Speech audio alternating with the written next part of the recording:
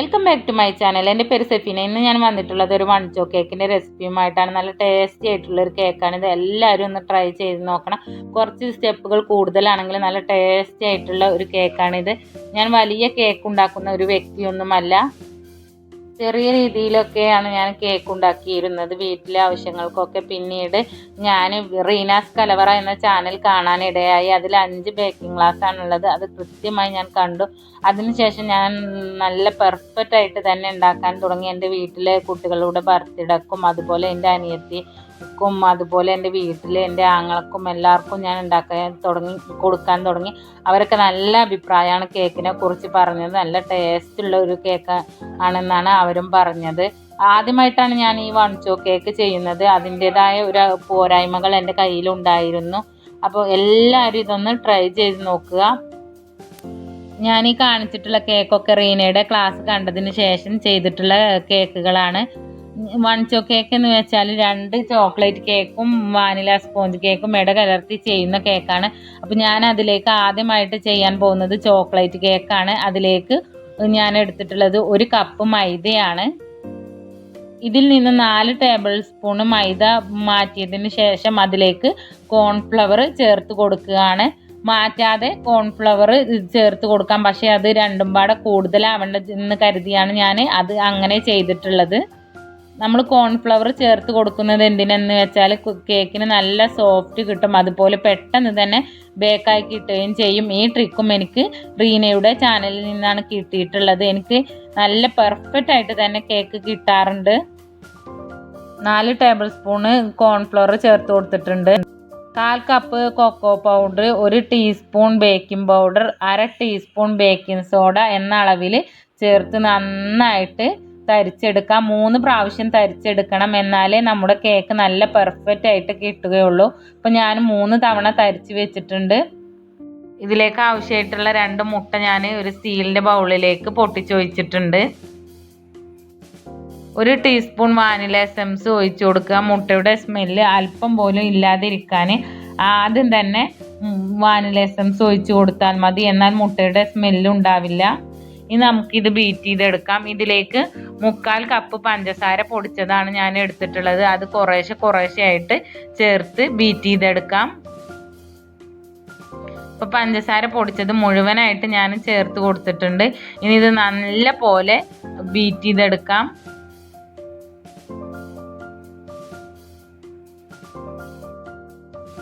ഇപ്പോൾ മുട്ട അങ്ങനെ ബീറ്റായി വന്നിട്ടുണ്ട്. ഏകദേശം ഇതേപോലെയാണ് നമുക്ക് ഈ ബാറ്റർ ആവശ്യമായിട്ടുള്ളത്. എന്നാലേ കേക്ക് നല്ല സോഫ്റ്റ് ആയിട്ട് കിട്ടുകയുള്ളൂ.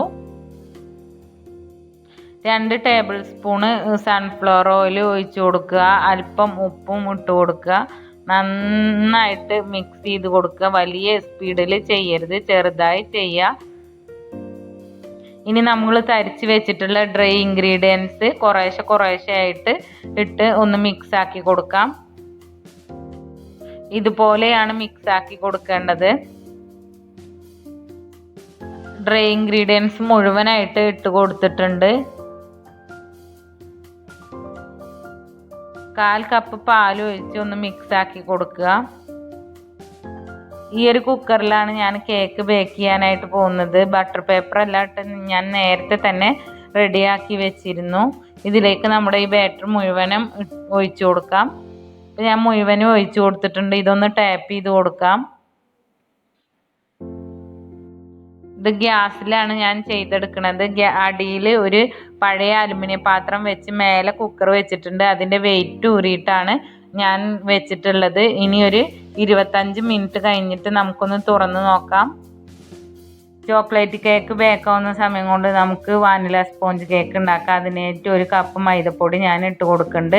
4 ടേബിൾ സ്പൂണ് കോൺഫ്ലവറും ഇട്ട് കൊടുക്കുന്നുണ്ട്.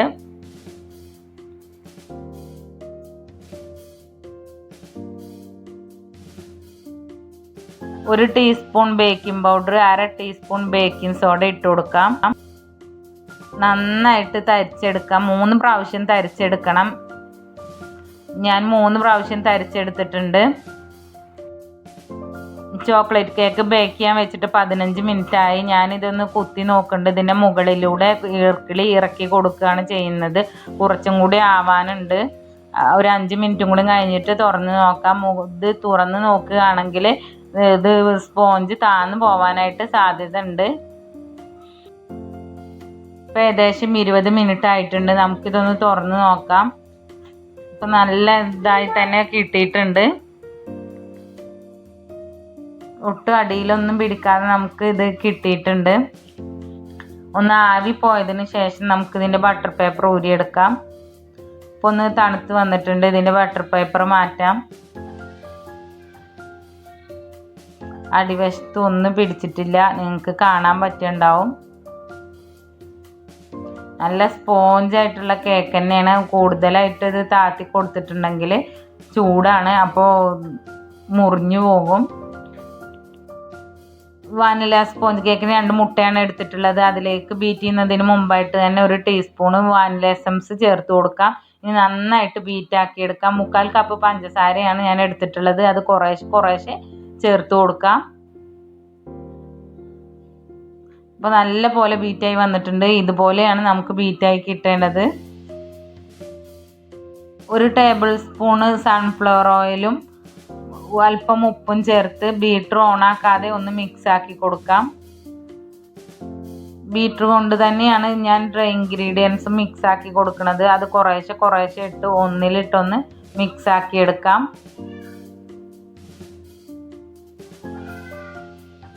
ഡ്രൈ ഇൻഗ്രീഡിയൻസ് 3 തവണയാക്കിയിട്ടാണ് ഞാൻ ഇട്ട് കൊടുത്തിട്ടുള്ളത്. ഇനി ഇതിലേക്ക് 1/4 കപ്പ് പാലൊഴിച്ച് നന്നായിട്ട് മിക്സ് ആക്കി എടുക്കാം. പാലൊഴിക്കുന്ന വീഡിയോ എൻ്റെ കയ്യിൽ നിന്ന് മിക്സായി പോയിട്ടുണ്ട്. ഇതും അങ്ങനെ നന്നായി മിക്സായി വന്നിട്ടുണ്ട്. ഇനി ഇത് ബട്ടർ പേപ്പർ എല്ലാം ഇട്ട് ശരിയാക്കി വെച്ച കുക്കറിലേക്ക് ഇത് ഒഴിച്ചു കൊടുക്കാം. ചോക്ലേറ്റ് കേക്ക് ബേക്ക് ചെയ്യാൻ വെച്ച അതേ രീതിയിൽ ഇതും ബേക്ക് ചെയ്യാനായിട്ട് വെച്ചിട്ടുണ്ട്. അപ്പോൾ ഇതങ്ങനെ 25 മിനിറ്റ് ആയപ്പോഴത്തേക്കും റെഡിയായി വന്നിട്ടുണ്ട്. ഡാർക്ക് കോമ്പൗണ്ട് മെൽറ്റ് ചെയ്യാനായിട്ട് 1/4 കപ്പ് വിപ്പിംഗ് ക്രീം ഞാൻ ഒഴിച്ചു കൊടുക്കുന്നുണ്ട്. ഡബിൾ ബോയിൽ ചെയ്തെടുക്കുകയാണ് ഞാൻ. അടിയിൽ വെള്ളം വെച്ചിട്ട് മേലെ ഒരു പാത്രം വെച്ചിട്ടാണ് ഞാനിത് ഡബിൾ ബോയിൽ ചെയ്തെടുക്കുന്നത്. ഇത് തണുപ്പൊക്കെ വിട്ട് ഒന്ന് ചൂടായി വന്നതിന് ശേഷം നമുക്കിതിലേക്ക് ഡാർക്ക് കോമ്പൗണ്ട് ഇട്ട് കൊടുക്കാം.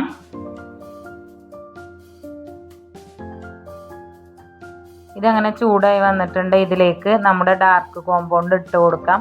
3/4 കപ്പ് ഡാർക്ക് കോമ്പൗണ്ടാണ് ഞാൻ എടുത്തിട്ടുള്ളത്. അത് ഗ്രേറ്റ് ചെയ്ത് വെച്ചിട്ടുള്ളതാണ്. അത് ഇട്ട് കൊടുക്കാം. ഇത് മെൽറ്റ് ആവുന്നത് വരെ ഒന്ന് ഇടയ്ക്കിടയ്ക്ക് ഇളക്കി കൊടുക്കാം. ഇത് ചെറിയ രീതിയിൽ മെൽറ്റായി തുടങ്ങിയിട്ടുണ്ട്. ഒട്ടും കട്ടയില്ലാതെ നല്ല പോലെ മെൽറ്റായി വരണം. നമുക്കിതൊന്ന് ഇളക്കി മെൽറ്റാക്കി എടുക്കാം. ഇപ്പോൾ ഇതങ്ങനെ മെൽറ്റായി വന്നിട്ടുണ്ട്. ഒട്ടും കട്ടയില്ലാതെ മെൽറ്റായി വന്നിട്ടുണ്ട്.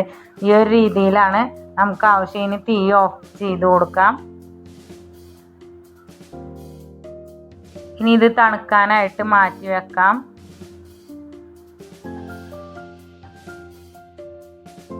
ഇനി ഇതിലേക്ക് ആവശ്യമായിട്ടുള്ള വിപ്പിംഗ് ക്രീം തയ്യാറാക്കിയെടുക്കാം. ഞാൻ 2 വിപ്പിംഗ് ക്രീമാണ് തയ്യാറാക്കുന്നത്. ഒന്ന് ഡാർക്ക് കളറും ഒന്ന് വൈറ്റ് കളറും. 2ഉം 3/4 കപ്പ് വീതമാണ് ഞാൻ എടുക്കുന്നത്.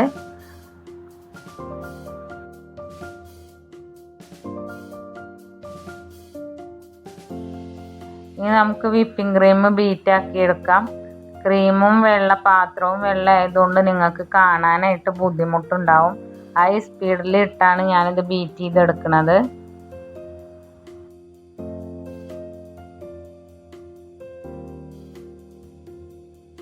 കുറഞ്ഞ രീതിയിലൊന്ന് പതഞ്ഞ് വന്നാൽ നമുക്കിതിലേക്ക് വാനില എസൻസ് ഒഴിച്ച് വീണ്ടും ബീറ്റ് ചെയ്തെടുക്കാം.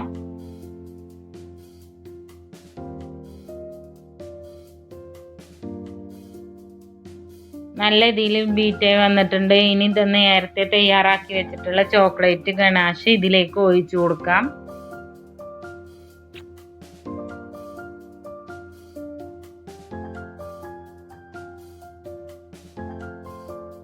ഇത് ബീറ്റ് ചെയ്ത് എല്ലാ ഭാഗത്തേക്കും ഒന്ന് ആക്കി കൊടുക്കാം.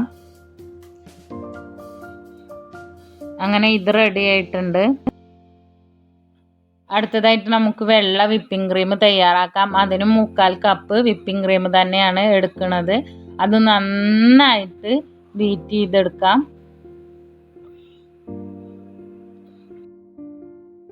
ഈ സമയത്ത് വാനില എസൻസ് 1/2 ടീസ്പൂൺ ചേർത്ത് കൊടുക്കാം.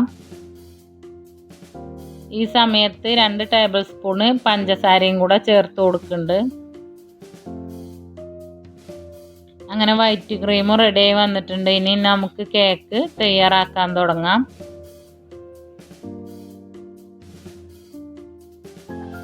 എൻ്റെ റൊട്ടേഷൻ ടേബിൾ എന്ന് പറഞ്ഞു കഴിഞ്ഞാൽ ഇതുപോലൊരു പാത്രം വെക്കും. അതിൻ്റെ പുറത്ത് ഇതുപോലൊരു പ്ലേറ്റ് വെച്ചിട്ട് അതിൻ്റെ മേലെയാണ് ഞാൻ കേക്ക് ഐസിങ് ചെയ്യാറ്.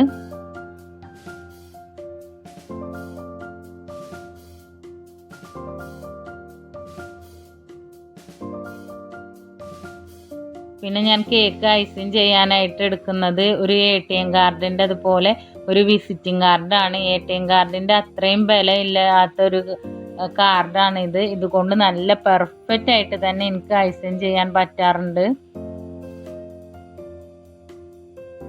പിന്നെ ഞാൻ കേക്ക് വെറ്റ് ചെയ്യാനായിട്ട് എടുക്കുന്നത് സ്പൂണ് കൊണ്ടല്ല. ഇതേപോലെ ഒരു കുപ്പിയിലാക്കിയിട്ട് ആ കുപ്പിയുടെ മൂടിയിൽ ഒരു തുള ഇട്ടിട്ട് ഇതുപോലെ ഒഴിച്ചു കൊടുക്കാറാണ്. ഇതാണ് എനിക്ക് എളുപ്പമായിട്ട് തോന്നിയിട്ടുള്ളത്. ഈ സ്പൂൺ കൊണ്ടാകുമ്പോൾ ഓരോ സ്പൂൺ ഇങ്ങനെ കോരി ഒഴിക്കുന്നത് ബുദ്ധിമുട്ടായി തോന്നിയിട്ടുണ്ട്. അപ്പോൾ ഇതുപോലെ എല്ലാവരും ഒന്ന് ട്രൈ ചെയ്ത് നോക്കുക. ഇത് എളുപ്പമായിട്ട് നമുക്ക് ചെയ്യാൻ പറ്റും. ഇനി നമുക്ക് ആദ്യം ഞാൻ വെച്ച് കൊടുക്കുന്നത് ചോക്ലേറ്റ് കേക്കാണ്. അതിൻ്റെ മേലെ ചോക്ലേറ്റ് ക്രീം തന്നെയാണ് നമ്മൾ തേച്ച് കൊടുക്കാനായിട്ട് പോകുന്നത്. ഇത് ഫുള്ളായിട്ട് കവർ ചെയ്ത് കൊടുക്കാം.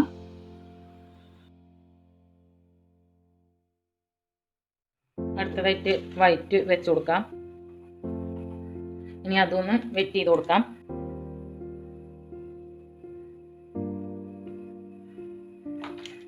ഇനി വൈറ്റ് ക്രീം വെച്ച് കൊടുക്കാം.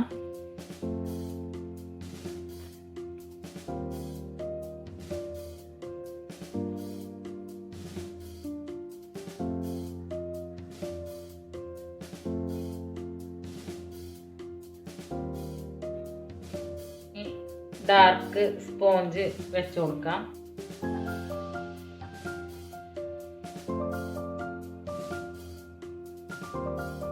ഇനി ഇതും വെറ്റ് ചെയ്ത് കൊടുക്കാം. ഇത് ലെയറായിട്ടാണ് ഞാൻ ചെയ്യുന്നത്. അപ്പം ഇനി ഇതിൻ്റെ മേലെ വൈറ്റ് വെച്ച് കൊടുക്കാം.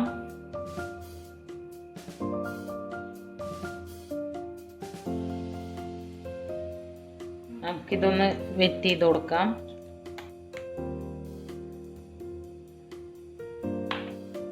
അപ്പോൾ നമ്മുടെ ലാസ്റ്റത്തെ ഇതും വെച്ച് സ്പോഞ്ചും വെച്ചു.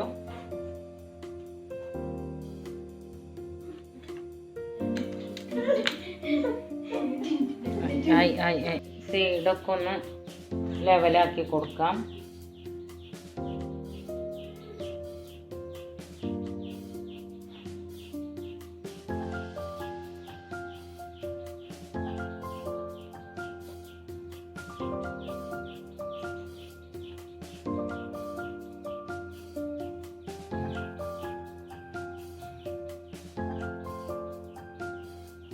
നടുകേന്നാണ് ക്രീം വെച്ച് തുടങ്ങണത്. അതും ഞാൻ പൈപ്പിംഗ് ബാഗൊന്നും ഉടുക്കണില്ല കേട്ടോ. ഇങ്ങനെ തന്നെയാണ് ചെയ്തെടുക്കണത്. എനിക്കിതാണ് നല്ലൊരു ഇതായി തോന്നിയത്. പൈപ്പിംഗ് ബാഗിൽ ചെയ്യുമ്പോൾ അതൊക്കെ ഇങ്ങനെ ചിറ്റിച്ചെടുത്ത് അത് ഭയങ്കര റിസ്ക് ആയിട്ടാണ് എനിക്ക് തോന്നിയിട്ടുള്ളത്. ആദ്യമല്ല മറ്റുപോലെ തന്നെയാണ് ഞാൻ ചെയ്തിട്ടുണ്ടായിരുന്നത്. ഇതും ഞാൻ റീനയുടെ ഇതിന്ന് തന്നെയാണ് ഇതും ഞാൻ കണ്ട് ഇതാക്കിയിട്ടുള്ളത്. അത് ചെയ്ത് നോക്കുമ്പോൾ എനിക്ക് എളുപ്പമായിട്ടാണ് തോന്നിയത്.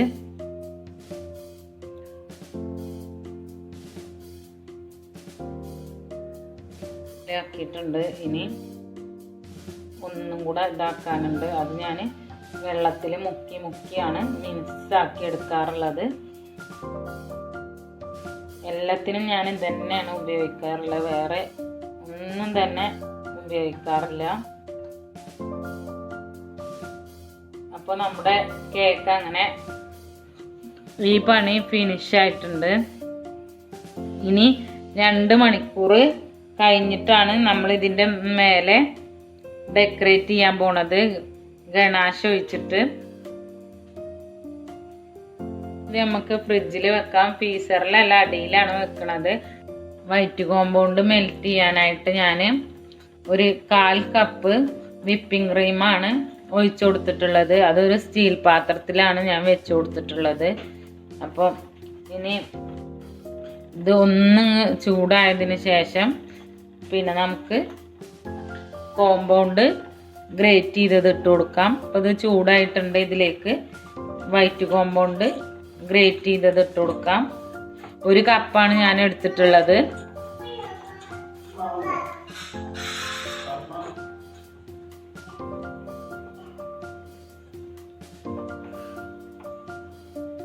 ഏകദേശം മെൽറ്റായി തുടങ്ങിയിട്ടുണ്ട്. ഇത് കട്ടയൊന്നുമില്ലാതെ നന്നായിട്ട് മെൽറ്റായി വരണം. ഒട്ടും കട്ടയില്ലാതെ നല്ല ഇതിൽ മെൽറ്റായിട്ടുണ്ട്. ഇനി നമുക്കൊന്ന് ചൂടാറാനായിട്ട് മാറ്റി വെക്കാം. നല്ല ചൂടോടെ കേക്കിൻ്റെ മേലെ ഒഴിക്കാൻ പറ്റൂല, കുറഞ്ഞ ചൂടിലേ ഒഴിക്കാൻ പറ്റുള്ളൂ. അപ്പോൾ ഒന്ന് ചൂടാറിയതിന് ശേഷം നമുക്ക് ഒഴിച്ചു കൊടുക്കാം. ഇതിൻ്റെ മേലെ ഗണാഷ് ഒഴിച്ചു കൊടുക്കാൻ പോവാണ്. ഗണാഷ് ഒഴിച്ചു കൊടുത്തിട്ടുണ്ട്. അതിനായിട്ട് ഞാൻ അടിയിലൊരു പാത്രം കൂടെ വെച്ച് കൊടുത്തിട്ടുണ്ട്. ഒളിച്ചിറങ്ങുന്നത് ഇറങ്ങിക്കോട്ടെ എന്ന് വിചാരിച്ചിട്ട്.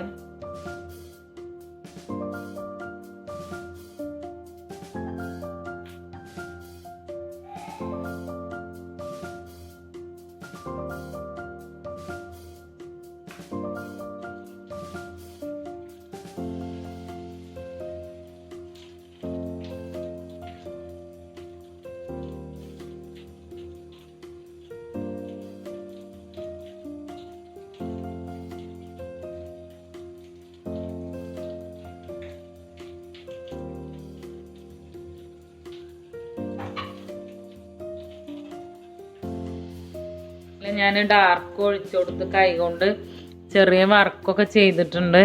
അത് വീഡിയോ എടുക്കാനായിട്ട്, ഡാർക്ക് ഒഴിക്കണ വീഡിയോ എടുക്കാനായിട്ട് ഞാൻ വിട്ടുപോയി.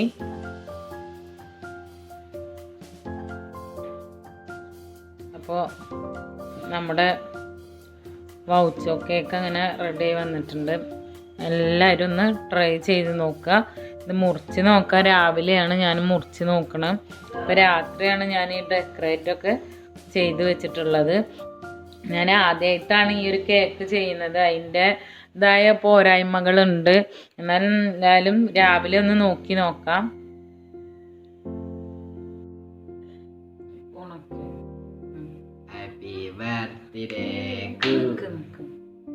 നമുക്ക് കേക്ക് ഒന്ന് കട്ട് ചെയ്ത് നോക്കാം.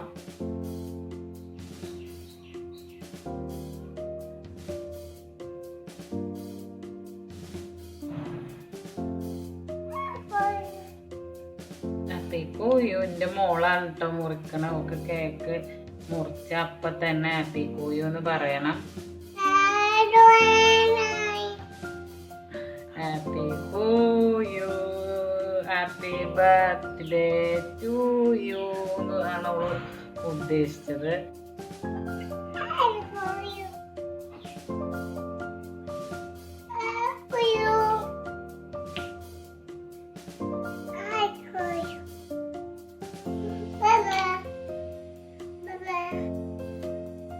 അപ്പോൾ നമ്മുടെ നല്ല സോഫ്റ്റ് ആയിട്ടുള്ള നല്ല ടേസ്റ്റി ആയിട്ടുള്ള വൗച്ചോ കേക്ക് ഇവിടെ റെഡി ആയി വന്നിട്ടുണ്ട്. എല്ലാവരും ഒന്ന് ട്രൈ ചെയ്ത് നോക്കുക. എൻ്റെ ചാനൽ ഇഷ്ടമായാൽ ലൈക്ക് ചെയ്യുക, ഷെയർ ചെയ്യുക, കമൻ്റ് ഇടുക. മറ്റൊരു വിഭവമായി നമുക്ക് വീണ്ടും കണ്ടുമുട്ടാം. അതുവരേക്കും അസ്സലാമു അലൈക്കും.